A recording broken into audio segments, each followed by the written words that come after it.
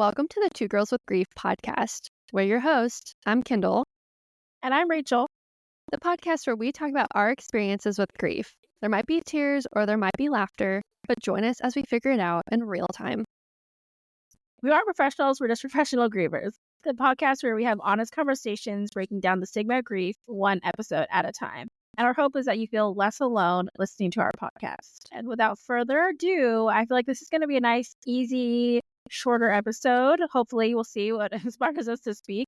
But this is episode 11.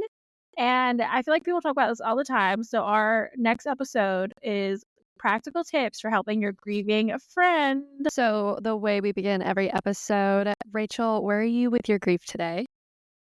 I'm on a period, so I feel like that is not necessarily a good time for grievers because you're extra sensitive. I, for some reason, decided to look at my mom's old Facebook posts because I saw a TikTok about this girl that was crying because she missed her mom posting about her on her Facebook and all her friends commenting and being like, she's so pretty or all stuff. So I went to my mom's Facebook and it was just like all these photos of me and my sister and like commenting like, oh, my daughter works here. Go support her. Like it just like it was like those things. And I was like, why did I go do that? So I was crying, but then I had a brownie sundae, so it made it better. Oh, yum. Pretty much the cure. But yeah, I feel like it definitely sets you off a bit more when you're more emotional. But what about you? How is your grief today? Yeah, I feel like this whole week has just been like same thing, like disastrous, and I've been really up and down as well. Like my dad's passing anniversary was this week too, so it's just been a little heavy.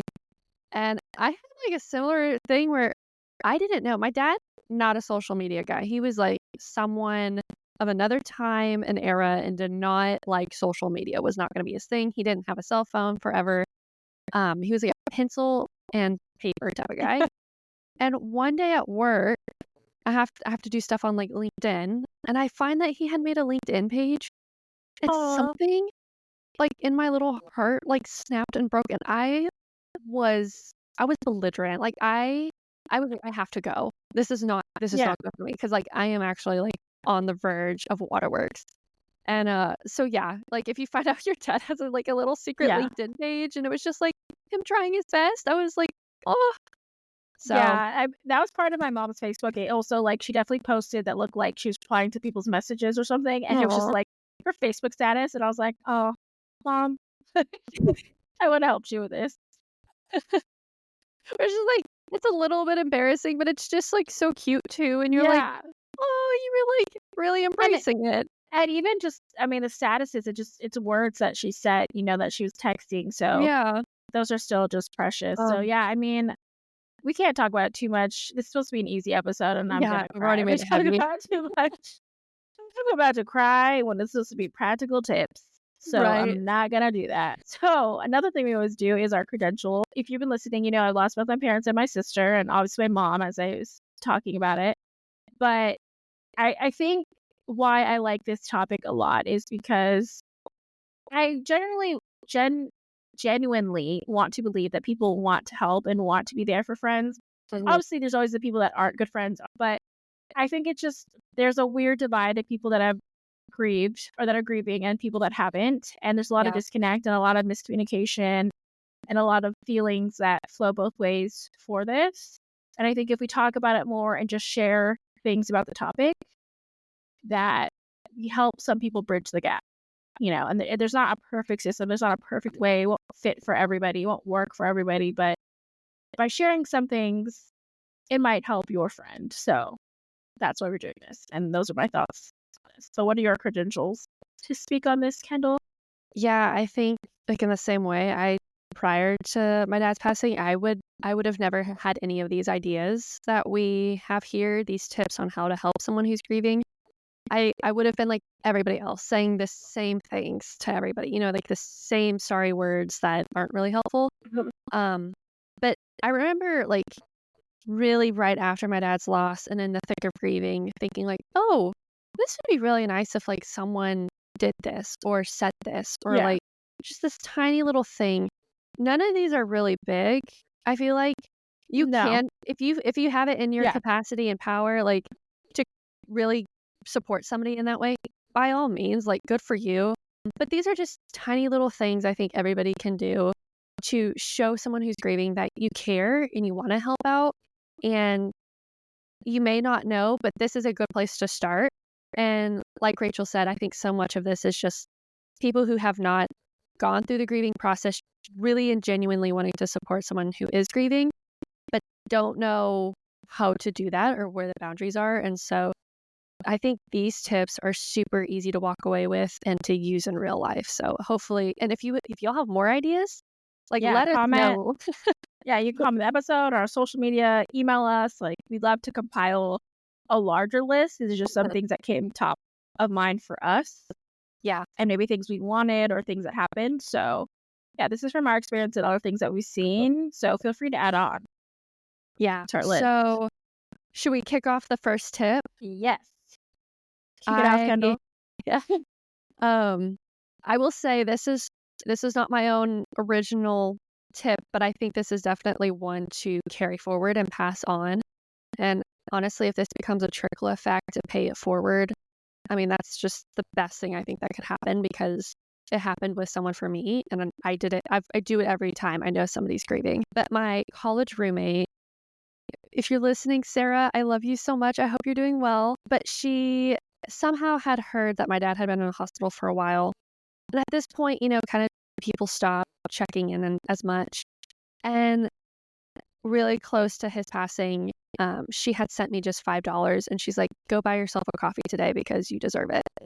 And just Venmoed me it. And I was like, at first, I think like the manner thing kicked in of like, you don't need to send me that. I don't need Yeah. $5. Like, and she's like, no, I'm not taking this back. This is for you. This is not for medical stuff. This is not for anything else. This is for you because I know you're up all night. You haven't slept and like you just need something to get you through the day. And I just thought that was like such a sweet little gesture to show that like she knew what it's like to be sitting in those hospital chairs, not sleeping, and it is something that I I do for every person I know, like especially when they know like somebody in their life is sick or like something terrible has happened and they're in the hospital and I'm like, here's $5, like go get yourself a coffee, go get yourself a treat because if it's just a small little thing that makes you happy today, it's well worth it.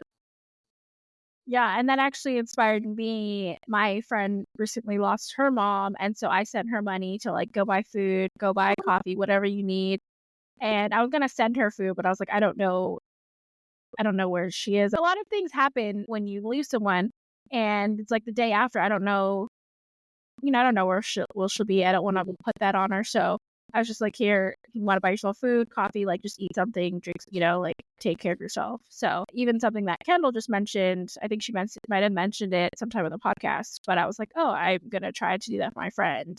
And Mhm. I don't think it's something I've done before. She appreciated it, and that the number can depend on your relationship with them, what Yeah. you're willing to. You could even make them coffee, something like you could do that. I've There's done like the gift card thing, the e-gift yeah, card, so it just pops up and I think like they could just use their phone and it scans it yeah. immediately so they don't have to have even the physical gift card. Yeah, so it doesn't have to be exact. It's like just take that kind of the thought of that gesture and make it your own. And Yeah. to your friend and you know them, like you might know what they want, need better, but just it's an idea. You make it your own. Do what you want with it. And the next one that we have is I think it's easy when someone passes away and or as a friend of someone that passes away. Like I think your friend might be acting different. Your friend might be saying things they don't usually or they may not be available to you. Your relationship might change immediately, it might change forever. Like it just changes a lot about you. It could be just a really rough time for them. Mhm. It could be depressive. Like there's so many things that could be happening.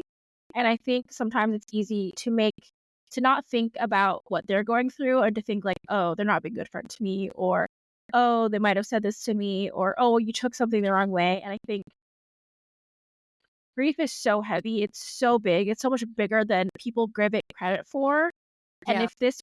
if your friend is someone that you love, if it's someone that you care about, like, give them some grace to mess up and not say the right thing, to not Yeah. respond, to be radio silent. Like, don't make it about you and your relationship Mhm. at a time that is really crazy and hectic and not about you. So I think this is like a really big tip is like, don't get sensitive during this time. And maybe that's in your personality. Like, just be aware that what they're doing is for them, and you might not currently fit into that right now, but don't Yeah. take that personally. It doesn't mean your friendship's over. It just means that, like, maybe you don't fit into whatever they're struggling with at the moment. So don't make it harder for them. Don't fight with them about it. Don't ask them about why they're not texting you. Like, just don't do any of those things. Like, take a step back and try to view it from their perspective. So I think that's a big one. Don't make this about you. Don't take it personal for what they're Yeah. dealing with. I think that especially right out of the gate, it's the utmost importance to extend that unconditional love to them because they are not gonna be the same person they are, and they're not gonna be the best version of themselves. In fact, they might be, in some cases, sometimes for the first time, experiencing the worst version of themselves, and that is already hard for them. I know for myself, when I was the worst version of myself, it was even hard to reckon that I was in such a difficult place with myself, but then harming the relationships around me because I was just so Yeah. hurt and broken. And I really I know I praise my friends on here a lot for being able to still love me through that and still be with me on the other side because they did pour that unconditional love into me and be able to recognize that it's not about them. And they're like, she just needs time to process this.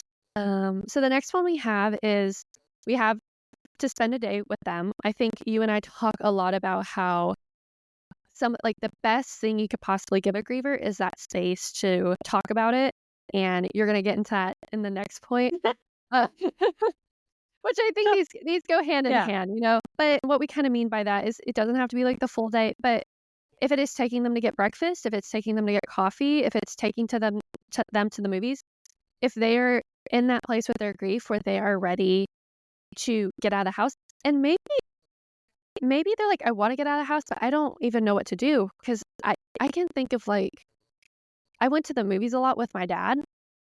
I I I couldn't even fathom, going to the movies again without him, and to go by yourself just, felt sad to me at the time. So to be like, "Hey, do you wanna go see a movie? I'll take you to go to the movies, and we can go together." That was just, such a sweet, kind thing, knowing that, that was something, me and my dad like to do. Um I would just say, talk with the person, see where they are in their grieving process, if they are ready to take that little jump and entering, the real world. They might not be, and that's okay. You can try again in a couple months, in a couple years.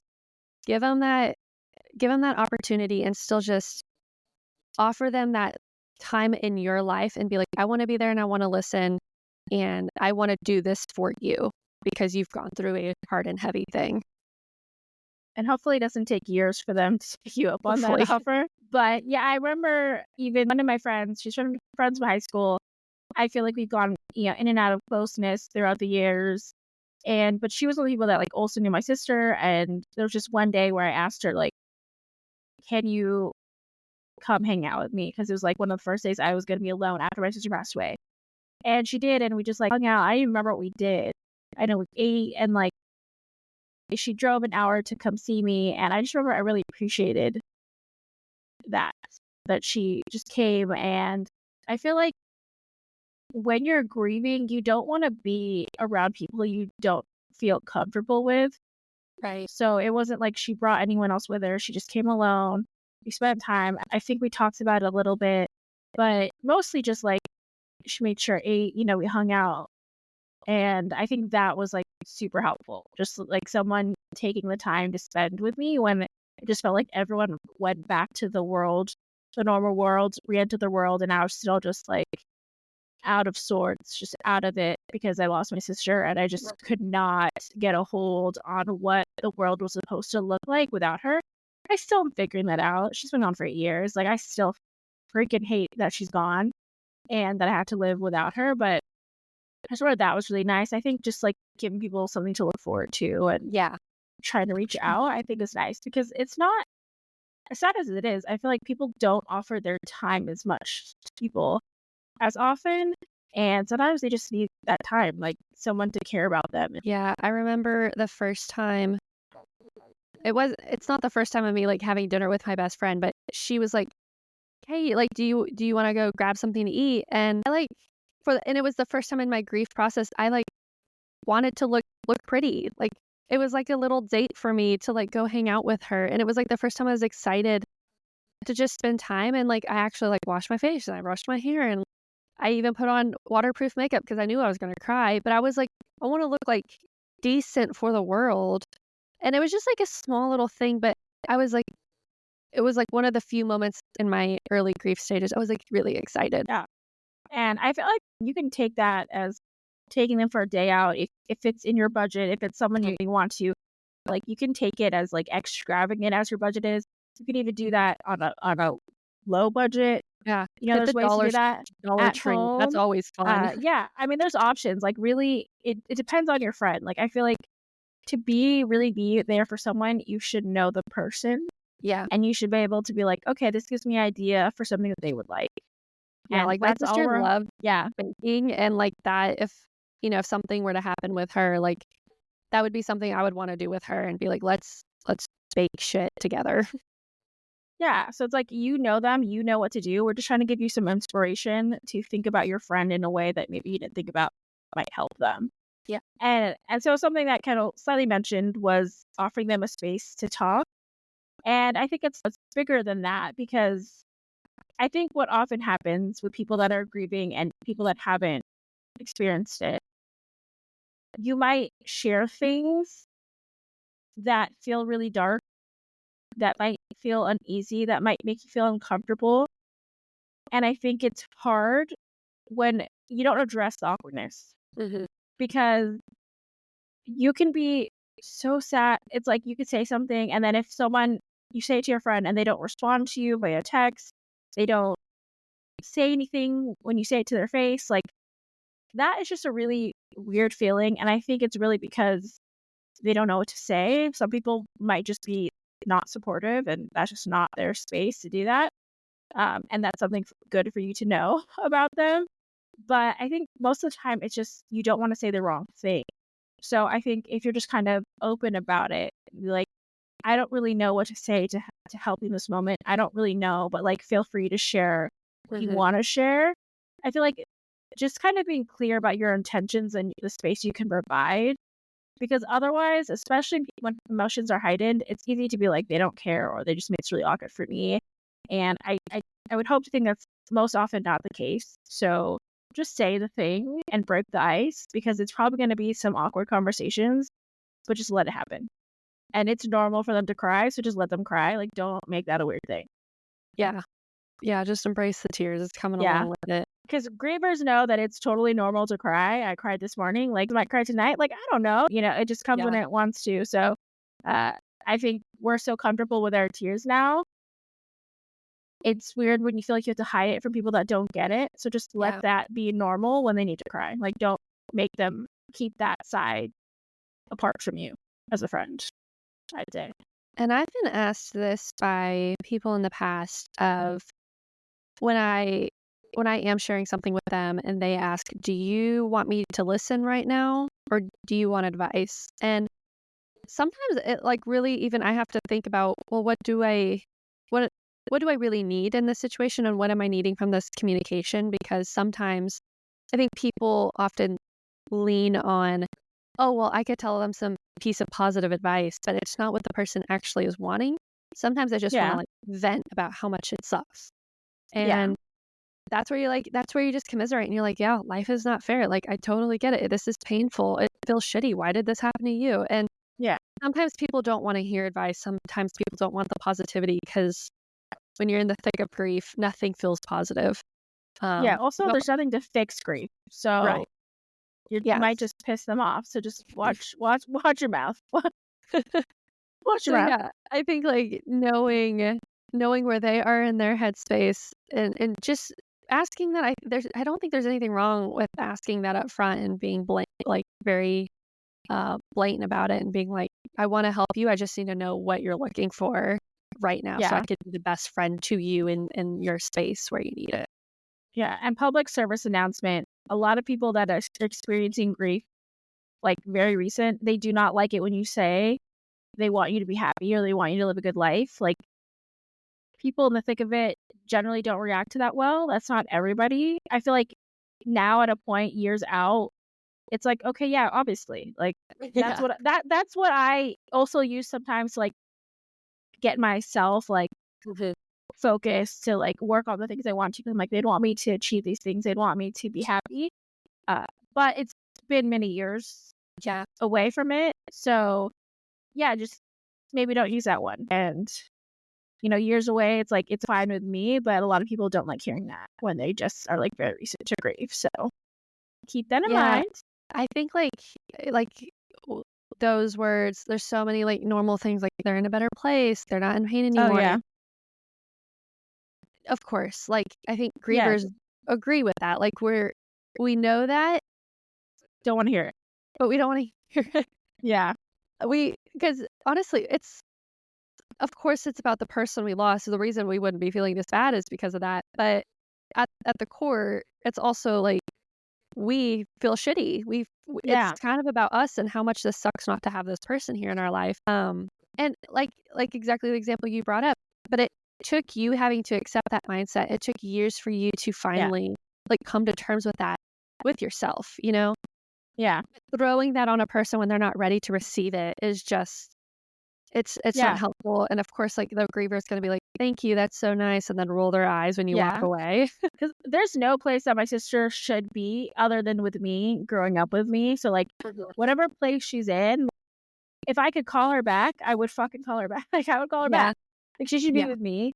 And to this day, that's something that I'll stand by, that she should be with me. So many things I do see her presence, feel her presence and things, but like where she should be is right next to me because yeah, that's where your sister should be. So like yeah, don't tell me that now. God, like don't tell yeah, still don't say that to me. I don't want to hear that one. But yeah, I mean, I think it's one of those things where it's people just need a space to talk and feel okay and be seen, and society makes you feel like there's a solution and you can fix it and you can't. yeah, You just sometimes you just need to be there and let someone share the darkest things that they're feeling like I don't want to be in a world without my sister. Like I don't know how to live in a world without my sister. yeah, And those are just feelings, like raw feelings that I felt after my sister passed away and we came back from the hospital. But like I'm sure a lot of people that would make them so uncomfortable. And it's like I'm in shock. Like I never thought that would happen. So it's like if that's something that I felt, don't try to fix there's no fixing that feeling. Like I just need to like let that out and figure out my next step in life. Like I wasn't eating, like that's where I was. So it's like don't try to fix something like that. Obviously, if it's like to a very extreme, watch out for people, but there's no fixing that type of deep sadness, loneliness that comes with like losing a sibling and feeling like that. So I just want to give an open example of what people might say and just so like they can still be okay. They mhm, can still be living and enjoying life as much as they can. So don't try to fix that. There's nothing to fix that feeling. yeah, and I think it is in these spaces where you as a friend listen to the griever and don't question that experience. Just know that this Yeah. is what they're going through, and even if you're like, "I don't know," this is w their reality is already distorted. Yeah. Their memories are now weird, their feelings are crazy, like, they don't know what day it is, they're not sleeping, they're not eating, so, like, you have to trust that this is their experience if you truly wanna be a good friend to them, and I think also, like, just to call it out as it is, like, yes, we you and I both have lost our parents at young ages, and that's not fair at all, and yet that's anticipated, that's expected that a child will one day have to bury their parents. But exactly what you're talking about, like losing your sister is a very different experience than losing your parents. And Yeah. that's okay to ask this person, what does what does this grief feel like? Because the grief you feel for your sister is very different than your parents. But as a friend, you might not know that or expect that. You might just assume every grief feels the same. Yeah. And I could tell you, like, losing a grandparent feels very different than losing my dad, feels Yeah. very different than losing my friend, and they pass on, like, that Yeah. adds context to the loss and how that Your person actual feels. relationship to them, like, that can change. Yeah. Like, someone's grandparent could raise them, like, it could be different Mhm. for everybody. It Absolutely. doesn't matter the title, but just, like, the relationship you have to that person is what really makes it so big. Like, I Mhm. still hate living in a world without my sister. I still think Yeah. that's, like, ridiculous. So, I mean, just give people space to be that and to Yeah. just know, like, just be there. Yeah, and that every, like, loss is gonna be unique for the person and that there's not a standard you apply to the grief that the person is dealing with because, the loss of a parent is gonna be different than a loss of a sibling. If someone passes on from medical reasons, it's gonna be very different than a car accident, Yeah. something that you're anticipating versus, like, something that happens Yeah. suddenly and accidentally. Yeah. Um, you and I cover that a lot of, like, you and I have a very similar views or very similar experiences on our grief journey, and yet there's so many grief experiences that you and I don't know, and we know, like, you and I often are looking for those other experiences to better educate ourselves, about people who have different types of losses that we have not Yeah. experienced. That brings up a good kind of or just extra point of even if you experience grief, you don't know their grief, so don't Yeah. assume that you do and that what worked for you might work for them. Or, so I've seen people compare like, "Oh, I know what you feel. I lost my dog," or and that makes you really angry, and I get that. It's a difference, obviously, right? Um, but I think just like you don't have to even. I think you're trying to relate. You don't need to relate on that. So you don't Mhm. you don't need to make that apparent, right? Yeah. And you can feel like my dog is like my family now. Like I've lost so many people. Like I love my dog so much. We're like he is my soul. I feel like he understands me. Like he is my family. So I feel like it's a little different level for me now. But like I'm still not gonna compare like him to someone else. Even if Mhm. like in my heart experiencing my grief, that's something that feels super deep for me. There's things that you don't need to say. And you might be trying to relate, but you don't need to all the time. You can just Mhm. relate by in different ways rather than trying to be like, I get it. Because you might not, you probably Right. don't because your experience is still different than mine, even though there's a lot of similarities. Like, I don't know. I can't say, like, oh, I know what Kendall went through exactly because I don't. And I just don't think that it helps anyone by trying to go that route. And I feel like I hear a lot of people go that route and Mhm. I feel like it never works out. So don't do that. Yeah, and I try to remind myself as someone who is a griever, but then also, still experiencing other people who lose other people. So, Yeah. talking to other grievers and acknowledging that I do have my own grief experiences. But I think it's totally okay to, if the person trusts you to talk about it and this space is created for this dialogue, that you're like, hey, this is how I felt in my situation. Is this what you're feeling too? Like, what are the differences Yeah.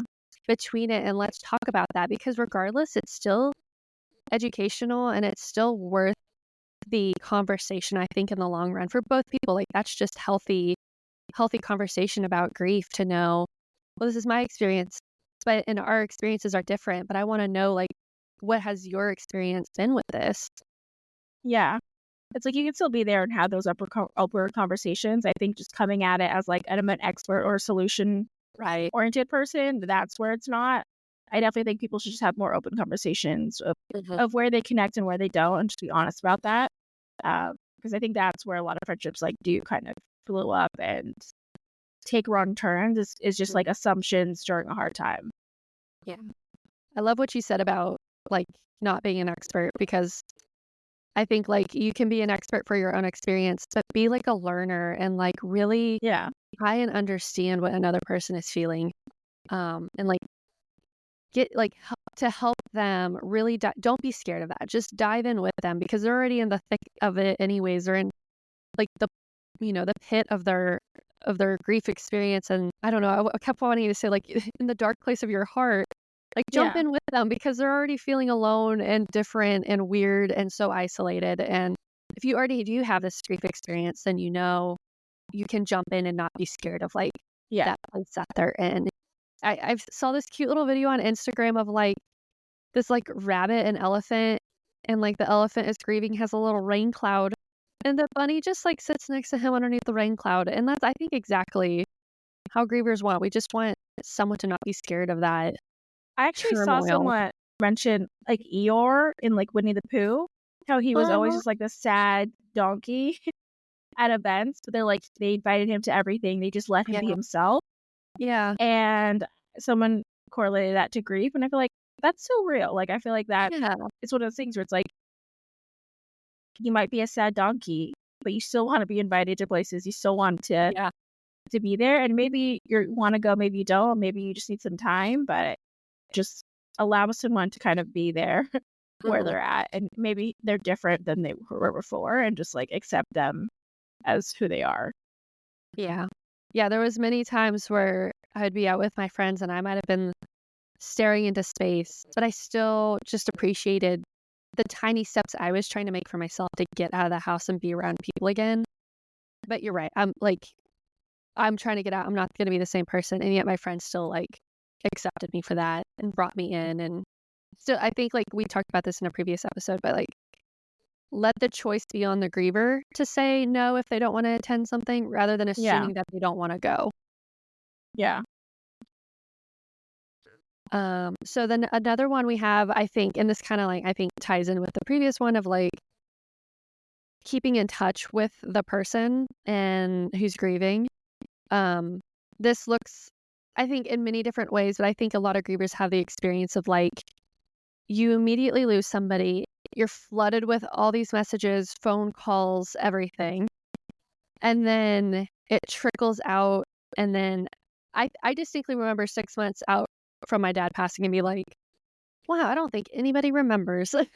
yeah, I don't think anybody knows, 'cause they move yeah, on, like, their life has moved on, and that's yeah, okay.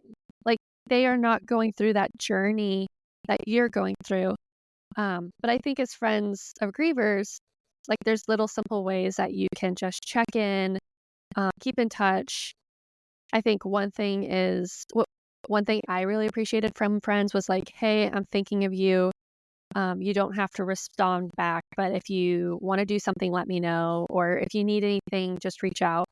I loved the pressure of not having to respond uh-huh, because I felt when those floods of texts were coming in, I felt like I had to respond to every single person, and that was so overwhelming and exhausting, yeah, and I was like, "God, I hate this already because I have to now talk to 500 people about the same damn thing." yeah, And so, it's very emotional. yeah, I think giving giving that acknowledgement of like, "Hey, I'm checking in. I'm thinking of you, XYZ," if there's, like, an action involved, but then also saying, like, if you don't have to respond, like, don't take on that burden or pressure to feel like you have to text me back. Um, and I think, like, just like, little breadcrumbs, like, it doesn't have to be a big old thing. Yeah. Um, I am not, like, a big phone call person. In fact, that's kind of a thing my friends joke about is that I'm not I don't call them a lot on the phone. I think if they had called me, that'd be a lot of anxiety, and I'd probably pretend not to answer. Um, but they, like, knew me well enough to know that, like, that would have not been good. But if you know your friend is a phone caller, you know your friend is a Yeah, FaceTimer, like, give that do in that, return yeah. because that probably really make their day. And I think that's just, like, knowing your friend, like, I think, like, a simple little thing, just checking in and meeting them on the medium they like. Yeah. I think also that I hear so often and experience myself is, like, 1, be careful when you keep asking, like, "How are you?" 1, because it's a big question that they might or might not wanna answer, but also you might get an answer that is really dark and Mhm. really sad. So if you aren't the type of person that knows how to respond or might just ghost them when they share that information, don't ask that in the first place. Because that Yeah, just don't isn't ghost even them. that's a weird thing, and I think we've all experienced this, people ask, like, "How are you?" And then you share. If you actually share other than, like, "I'm okay," then people are like they don't respond because 'cause they're expecting you to say Mhm. the okay, but no one's okay after someone dies. Like, no one's Right. just okay. So if someone gives you that answer, they're probably just trying to just give a short answer and not really talk about it. I've seen other people say, like, ask them specifically, like, "How's your day today?" Or, like, you can ask more specific things that aren't as huge, that doesn't make them necessarily think about, like, "How am I really today?" You know? You can ask those things without it being, like, this big thing. You can also be, like, it doesn't have to be, like, a like, asking about it always or anything, like, forever. It could just be, like, you're sending them TikToks.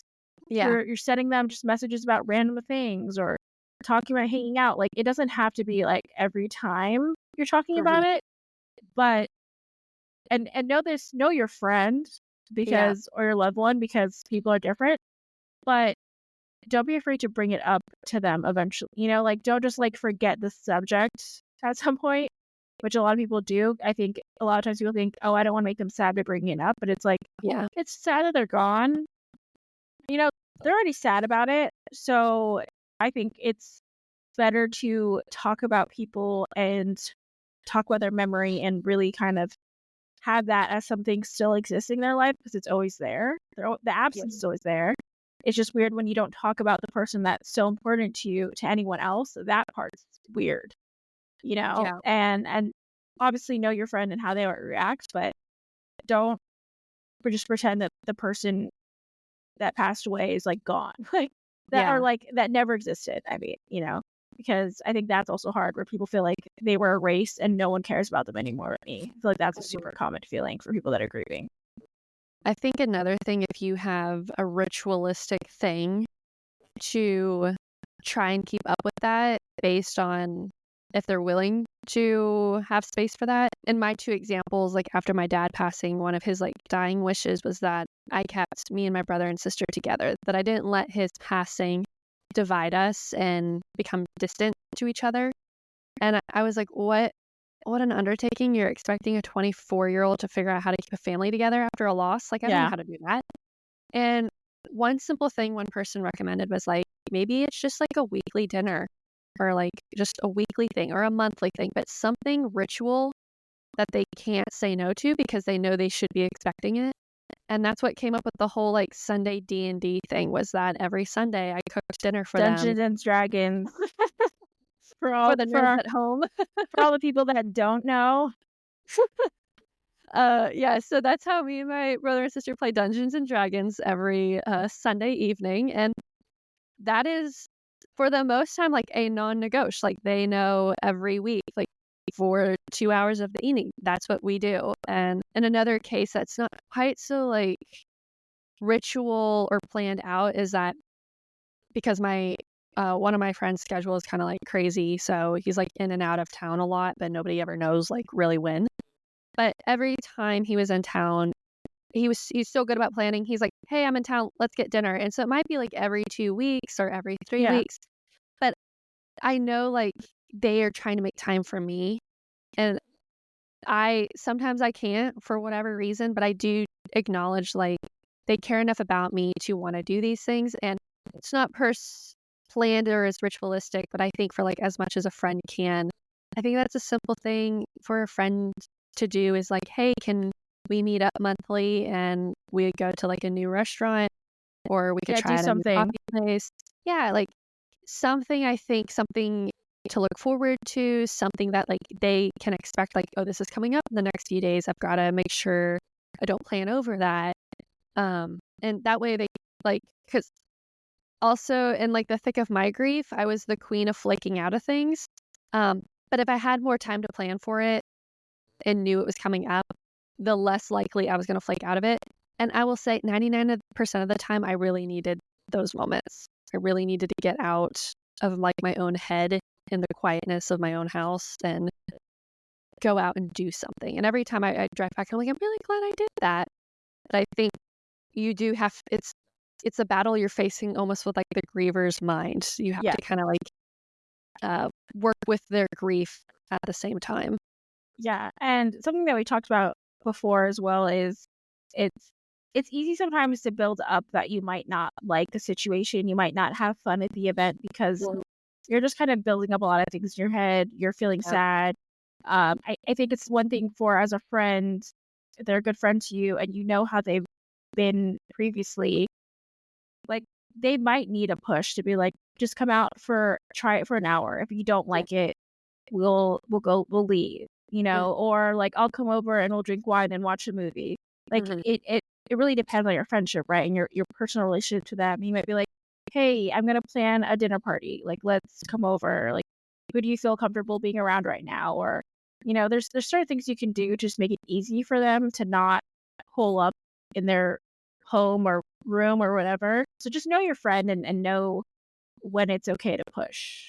Mhm. Because I think that is a buildup that happens where you're like, this isn't gonna be fun. I don't need this. It's gonna be bad, blah, blah, blah. And sometimes you just need to be like, oh no, that's actually was a good thing. And I feel better because I went out in the world or oh I spent time with my friend. So Right.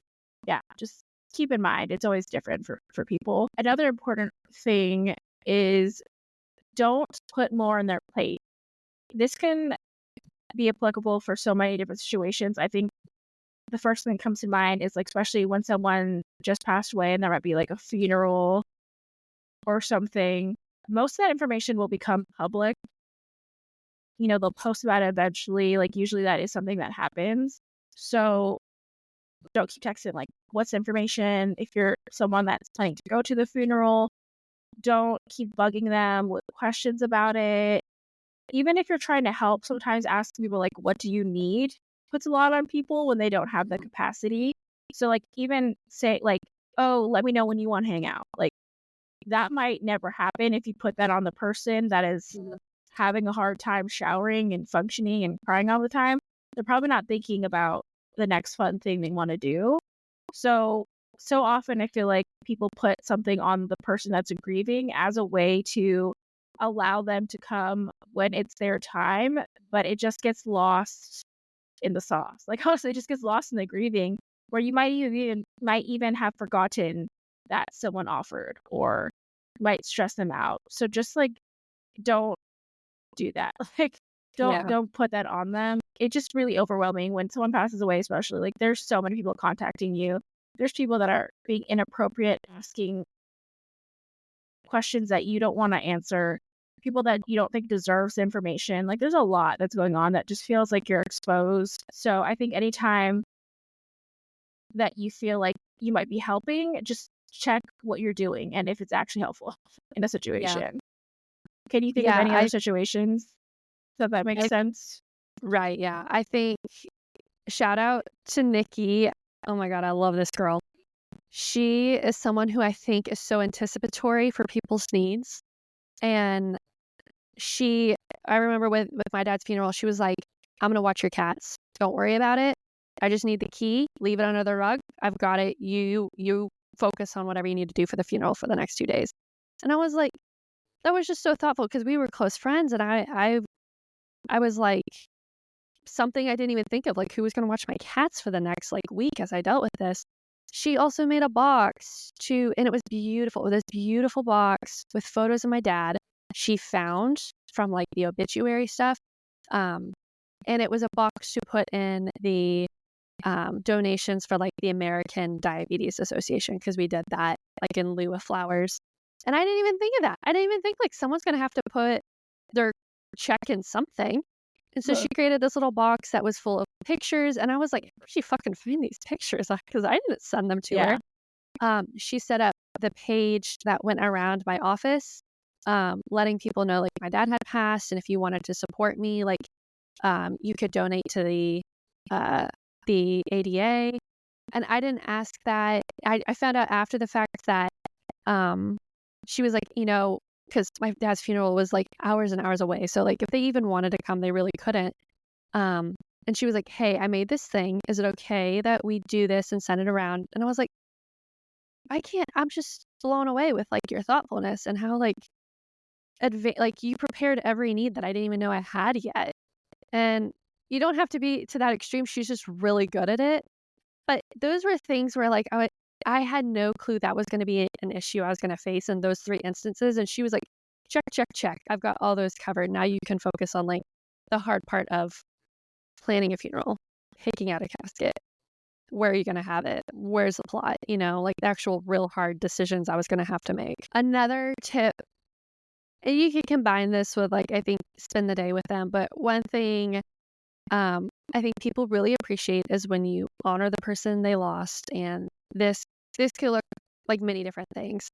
If you know the places that the grieving person's loved one used to go, like if it's a park or a restaurant, if you listen to the songs that the person used to love, kind of just sharing those memories, that meant the world to me. And I I try to do the same thing for my brother and sister. Like when my dad's birthday comes up, is trying to plan like an outdoor activity. Like like my dad loved walks, so trying to do walks with them or picnics, and just these little things to recognize and acknowledge that like our loved one is gone, but we can still like enjoy these things. Oh, my dad loved like butter pecan ice cream, sugar-free specifically, and when someone gets me that, I'm just really touched because it's like, what is like a cute little way to like honor my dad and a thing that he loved.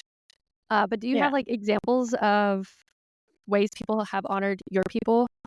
Yeah, I mean, I like, there's sometimes that my sister's friends and, like, some of my family members, sometimes we go celebrate, like, my sister's birthday. Mhm. Like, we go on a trip.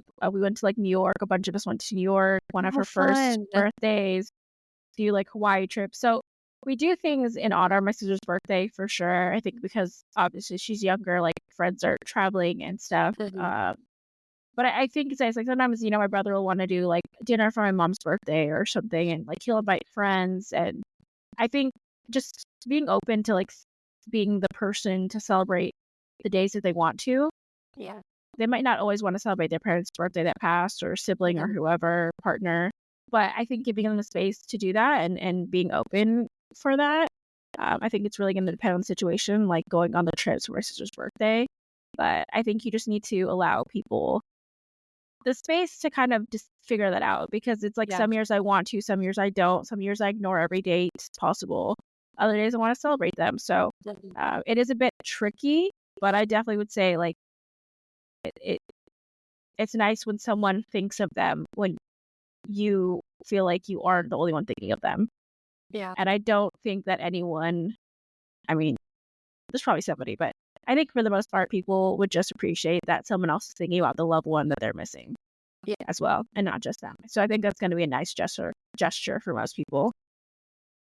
And so the next one, we briefly kind of mentioned it without don't putting more on their plate, but helping with something. So this one, like, make something easier. So things that I think of is like maybe you just want to make sure they're eating. Like send them food, or make them dinner or go sit with them. And maybe like if you're good friends and you are in a space to do it, like maybe help them clean their place if they haven't done that in a while. It really depends on your relationship to them and what you're willing to give or like what to do for someone. But I think it just can really depend. I mean, sometimes it's like there's a funeral, a lot of people are flying in. Maybe it's like you help pick someone up from the airport. Like there's so many things that you could do to help somebody in that situation that's very overwhelming. And as they're grieving, so figure out like what works best for you and the person. But I think there's so many things that you can do just to make something easier for them. Like if you're meal prepping for yourself, maybe like, oh, a meal prep for my friend that is just like not doing well. Like there's a girl on TikTok that I've seen, I forgot her name, but her husband passed away and their friends will come help cook food for her because she's not good at cooking, Oh. and so they help her with like having food to eat in her home because her husband was the cook.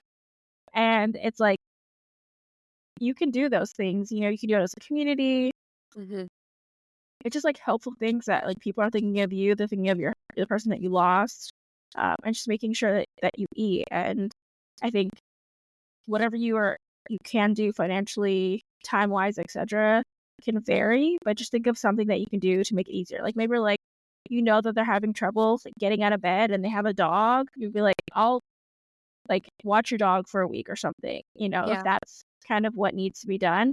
Um, yeah, there's so many things that you could do to just take something off their plate to alleviate whatever they're feeling. Yeah, I'm thinking, like, little things of, like, I always see old people who can't mow their yards anymore and people just Yeah, mowing their yards without question. It's just, yeah, like, a little simple thing. I think also for this, it is so hard to go back to work and be a normal person and then take on the workload that, one, I think everybody's already kind of at capacity and have, like, to use the office lingo, have no bandwidth anyways. But then on top of that, if they're coming back from bereavement, they're gonna have to catch up on all this stuff that they have put off the past few days to go Yeah. focus on a funeral. And so I think if, Yeah. like, you're a manager or you're a coworker and you do know that a person has just, like, gone through severe loss, I think it's safe to assume that they probably also have a lot of work they wanna get through. Yeah. And I think it's very appropriate to say, "Hey, you probably have a lot going on. Can I help you with a project, or can I get something started for you?" Or, "Hey, I already did this part. All you have to do is just submit it." Or I feel like I had a few colleagues do that for me, and it just was like such a relief because not only are you grieving and you're just severely depressed and your mind is weird, your memories are weird, you don't remember anything. But then on Yeah. top of that, I felt so guilty because I was like, "Oh my gosh, people expect so much from me now, and I have all these deadlines that I'm missing, and I can't juggle all these things." And that a few of my colleagues were like, "We've got it. Don't worry about it. You'll ease yourself back into it, and we're gonna be fine." And I just appreciated that acknowledgement on like a workplace level because Yeah. you and I have talked about, and I think a big conversation within our own grief group is how hard it is to grieve while maintaining, like, an office job or a corporate job. Yeah. Someone just commented on one of our videos that said her work fired her a month after she lost someone because they were like, Oh "You're my not gosh. holding your weight at work." And that's just a crazy thing. And I feel like that's not uncommon, unfortunately. I feel like people No, yeah, expect I you to be a work agree. machine and just go back, and there's no going back. It's like everything sucks after that for a while, and maybe parts will always feel like that. So I think it's just really hard for corporate world to move in that direction, that they're actually respectful of just how big that is to your life. Yeah.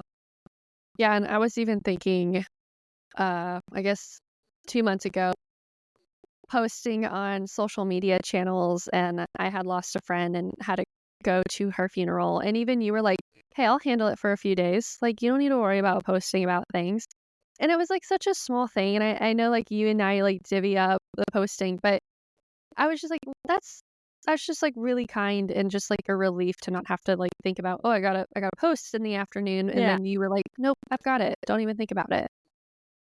Yeah, I mean, I feel like once you experience it, you just wanna do something to help Yeah. somebody in some way, and I think people that are feeling like they don't know what to do, just try to think of that mindset, like, "What Mhm. can I do just to help in a way that will, like, help them?" Because it's gonna be different for Yeah. everybody, so we're hoping that all these things just put some perspective, and you revisit your friendship, revisit how you handle things, and I never think it's too late to make things better. As long as they're Mhm. alive, it's never too late.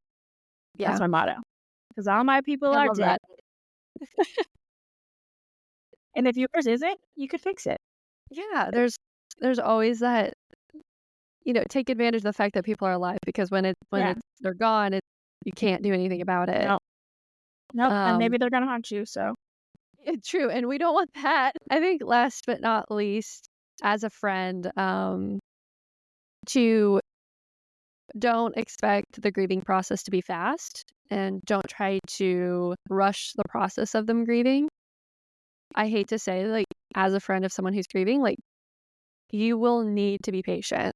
And people don't like to be patient, and that's just the acknowledgement I think of like humans. But I think giving them that space and letting them and like you letting them know take as much time as you need. There's no end goal, there's no due date, there's nothing to like you're not gonna get a trophy when you finish grieving, quote yeah, unquote.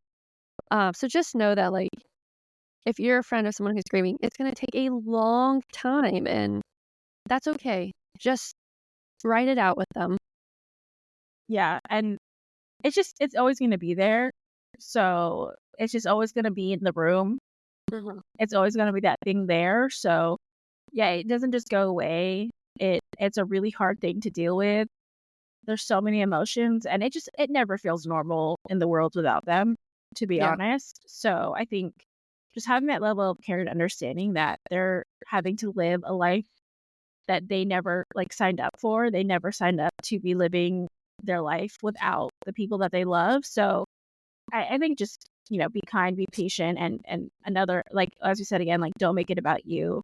Yeah. Yes, the friendship might look different for a bit and maybe slightly different forever, but that's just friendship. You have to grow together. You have to continue to be supportive of the things that you go through. You know, Mhm. that's just friendship and love. Well, those are our hot tips for this episode, and I hope they've been helpful. And like every episode, we end it on a positive note and we provide a challenge. And this one, hopefully it'll be easy because we gave you all a whole list, but try out a tip that we suggested and just be a good friend. Yeah. Let us know how it goes. Yeah, and let us know what other tips that we missed. And, maybe this is something we can do a part two for and add more tips because I feel like Yeah. this is just a growing conversation and there's Yeah. always more ideas that we can share with each other. Like, this is something I think that only helps everybody when we can share this like knowledge exchange with each other. Yeah. Definitely. And we will have resources included in the show notes below. And we have new episodes every Tuesday where we cover grief topics like this. And we also have a book club about a grief book on Mondays. Yeah. And how to join the club is to follow us on Instagram, TikTok, and YouTube with Two Girls with Grief Pod. We'd love to hear your challenges. We'd love to hear your suggestions, comments, questions. You can email us at twogirlswithgrief@gmail.com. All of that will be in the show notes so you can easily access it. And then as a reminder, grief looks different for everybody. And also, especially keep that in mind if you're coming to this as a friend trying to help a griever. People experience grief differently. It can vary depending on the person, the type, the relationship, the situation, so many different things. So just keep that in mind and kind of, I feel like be bold, be open minded, and just know like it might not work the first time. Not every suggestion we give is going to work on the person that you're trying to help. Mhm. Uh, but I think as long as they know that you love them and that you care and you're trying, I think that's the most important thing really at the end of the day. So Yeah. thank you all for listening, and I hope this episode's helpful. We see so many conversations on this, so hopefully this gets people reconnecting, talking, trying new things. That's what we want to see. And we'll see you next week. Bye. Bye.